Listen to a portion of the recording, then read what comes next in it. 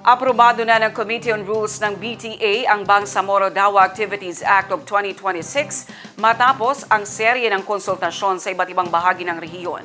Ang News Now sa report.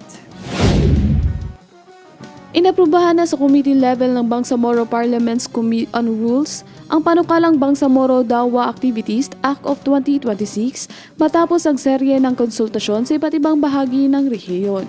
Layunin ng panukala na may sa batas at may sa katuparan ng mga programa at aktibidad kaugnay ng Dawa sa Bangsamoro sa pamamagitan ng pagtatatag ng Bangsamoro Dawa Center at Dawa Council. Nakapaloob din sa panukala ang pagbibigay ng suporta at pondo para sa mga programang magsusulong sa pagpapalaganap ng kaalaman, pagpapahalaga at ipapanggawaing may kaugnayan sa Dawa. Kapag naisabatas, inaasahang makatutulong ang panukala sa pagsusulong ng value-based education, mas aktibong community engagement, responsableng pagbabahagi ng impormasyon, at mapayapang pakikipamuhay sa mga komunidad sa buong Bangsamoro Region. Ang pag-aprobra ng panukala sa committee level ay isa sa mga hakbang bago ito sumailalim sa mga susunod pang deliberasyon sa Bangsamoro Parliament. Criza Chavez, iMarts, Philippines.